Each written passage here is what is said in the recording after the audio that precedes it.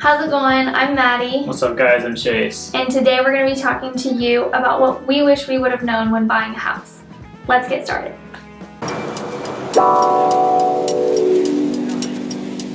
So the first thing we wish we would have known or done differently was to question our realtor a little bit more. I feel like we trusted our realtor 100%, no questions asked, just did whatever he said, offered the amount that he said we should offer. And I think when we look back, we ended up putting 3 offers down on 3 different houses. And our first offer we put down was always accepted. So I think that means that we were obviously putting too much money forward. Odds are we were bidding too high, and we always bid exactly what our realtor suggested we did. So that tells me that our realtor was probably, I don't want to say that we're taking advantage of, we really liked our realtor, but at the end of the day, he's getting a paycheck from the sale that he generates from us. So because we listened to him, I think that increased the odds of the probability of the sale. So he was looking out in his own best interest as well as ours, and at the same time, it's our money, and I wish we would have maybe lowballed a little bit further. Yeah, going off of that, just to kind of give you a little bit more to the story, the first 2 houses that we put offers on, we were not in any rush at all. And so, like Chase said, we should have offered a lower amount because the first thing that we said was accepted immediately. And odds are both of those homeowners were not desperate to get rid of their house. The third house and the house that we actually got, I felt like what we did put down was what we needed to because there was somebody else counter offering. So that was really important, and we were in a time crunch for sure because we knew that we needed to be out of our current apartment soon. Right, it was kind of like a bidding war in that last one, so we had no option but we ended up bidding the cost of the house. So I think at the end of the day, we actually paid more than what the asker was asking for. Yeah. So the next thing that we would recommend is to pay really close attention when you're on the initial tour of the house. That way, if you do decide to move forward with that property, you already know a baseline of where things are in the house, or it may make or break you for deciding whether or not to move forward with that house. We did 3 inspections on 3 different properties, and like after we had made an offer, and then we did an inspection and decided on 2 of those properties that we did not want that house because there were major glaring issues with it that we just were not willing to deal with. For example, going off that, the furnaces in those first 2 houses ended up being the line that we said we don't want to mess with. If we would have just looked at the age of the furnace, even just glanced at it, we would have known that that furnace for the first house was like 50 years old and needed to be replaced. And for that house, it was going to be way more than we wanted to put into it. Yeah. In the second house, it was the furnace and the water heaters. Yeah. So there's just 2 things that are easy to look at. And they told us, both of them were working. That's the other thing, is that all the information said that the both water heaters in one of the homes and then the single water heater in the other home were both working. Same with the furnaces. And we came back, we paid $300, which really is not a lot for a home inspector. Our guy is fantastic. And we came back twice, and both of them, he was like, this furnace has not been on in ages, so they weren't sure why they were even saying that it was working. And just basic things that you can learn on YouTube or even just learn through walking through a couple of houses would have saved us $600. Right. And then the last house that we purchasing is like there's leaks underneath the sink. I mean, that's something that should be easy to see when you go through a house. If you're serious with the house, go turn the faucets on and see if there's a leak underneath the sink. And we just didn't do that. We didn't think about it. So you can find pre-made inspection checklists that you should maybe skim through, and when you go on your first walkthrough, just kind of have a mental image of what should this house look like. think about that list or bring that list with you and kind of check things off to see what the quality of the house is. Yeah, I feel like we were definitely more tentative on the first couple of houses that we looked at. Like, we didn't want to flip all the light switches. We didn't want to turn on all the faucets and whatnot. And you need to. Like, you need to turn over, you need to make sure that every stone is not left unturned, because when you go back with an inspection, if you decide to, you will find something. Every house has a problem.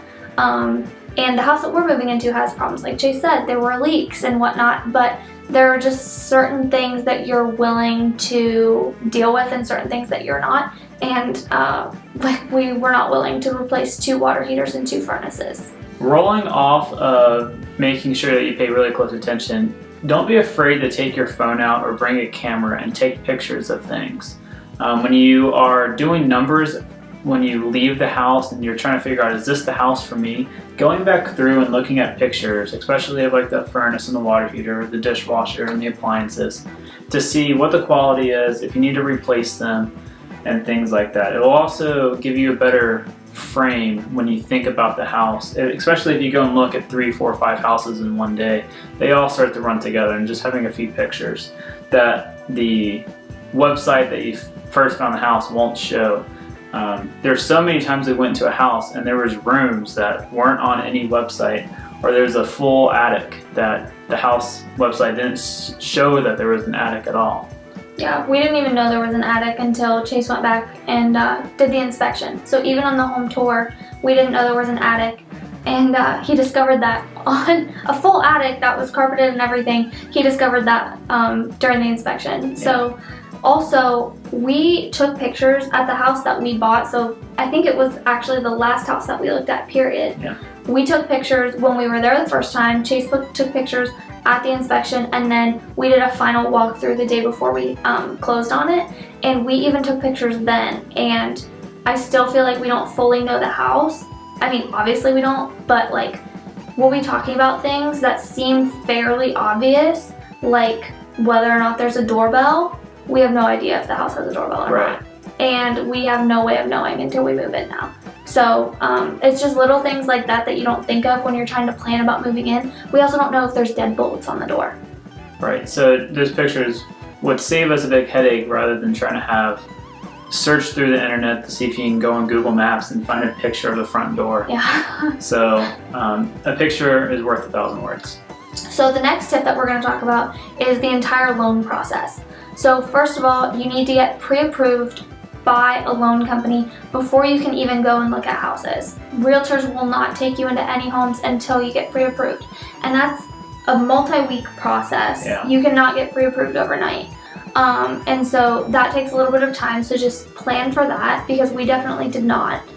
And then once you find the house that you want, and you're ready to move forward with it, inspection's good, there is a whole other process that we did not realize existed. You thought that you gave them a ton of information for your pre-approval. You will give them immensely more information than you ever thought was possible. So I think we both recommend getting a list from your loan officer of everything that they're gonna need and everything that you need to do before closing. Because it was like, we would turn in a bunch of documents, and then there would be a week where we heard absolutely nothing. And then we would get an email that said urgent, and we would need 10 more documents. And so we're trying to get 10 more documents in. We get the 10 documents in, you wouldn't hear anything for another week. And that's pretty much how the entire loan process went. And so just being able to have those documents on hand, or even be able to turn them in before they needed them, would have been so helpful. Because we literally, we're med students, and so we don't have a ton of time to be searching through filing cabinets and calling our parents, asking them if they know X, Y, or Z and where these documents are.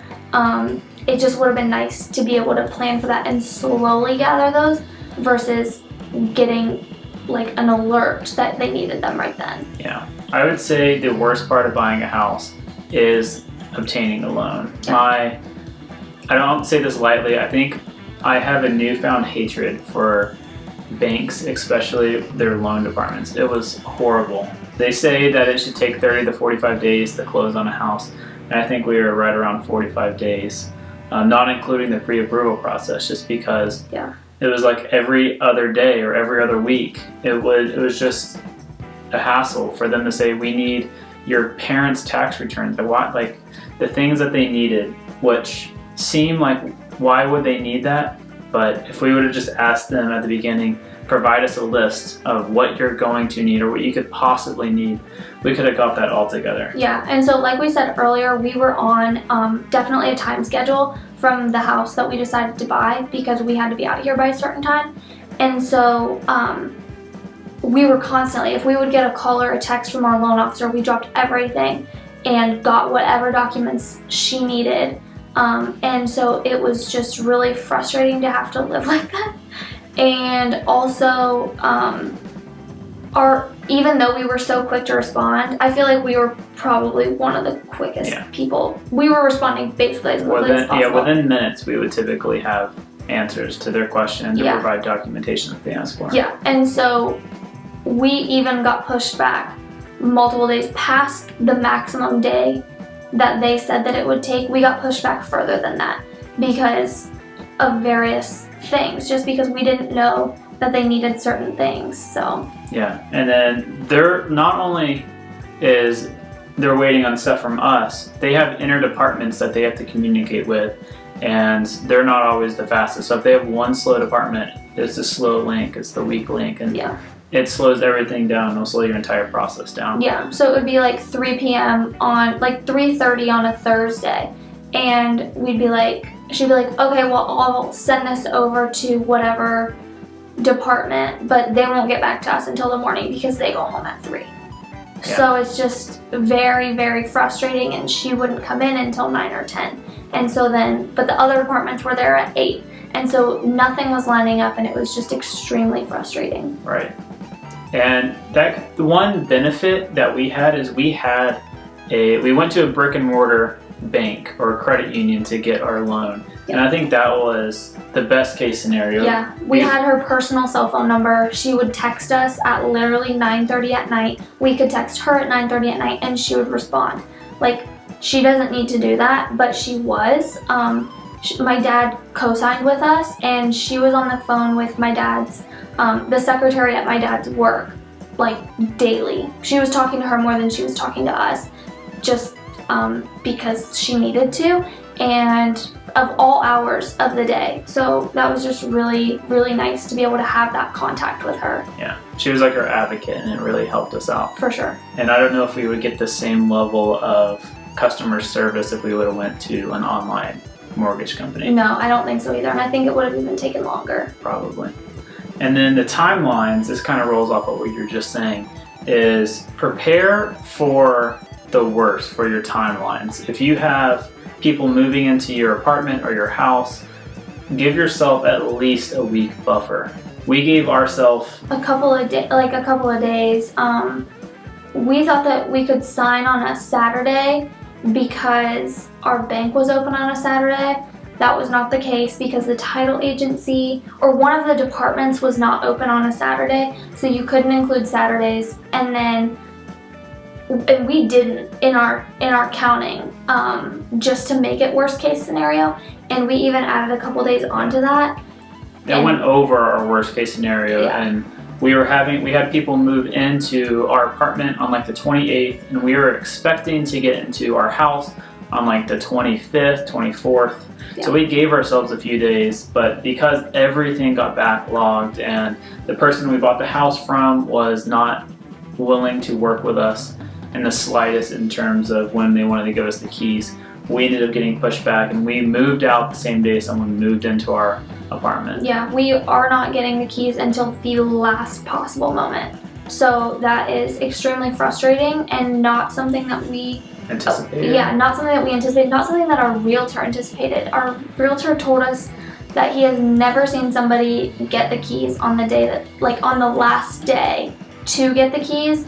And so I guess there's a first time for everything, but it's been very frustrating, and just prepare for the worst. Yeah. Give yourself at least a week of when you think you're gonna move in. Yeah. and then maybe even a couple bonus days. Yeah, I mean, we feel bad because we pushed the person that was moving into our apartment back. He was planning on moving in earlier, and we had to ask him. On a weekend. So we were going to move out on a Thursday, Friday, and he was going to be able to move in on a Saturday, Sunday. We're all med students, and like right after all of our finals. So we were completely free. It was going to work out perfectly, even with our massive buffer room. Like that's when we were going to do it because that was the end of it all, like the end possible, the furthest out. And it still ended up being after that. So now we're moving in during a super crazy week, and it's extremely frustrating. Yeah. So long story short, give yourself room. Yeah. I hope that our mistakes can help any of you guys not make the same mistakes that we did. If you like medical school videos, if you're trying to get into medical school or just see what it's about, please subscribe to our channel. Give this video a like if it helped you out at all, and we will see you next time. Thank you.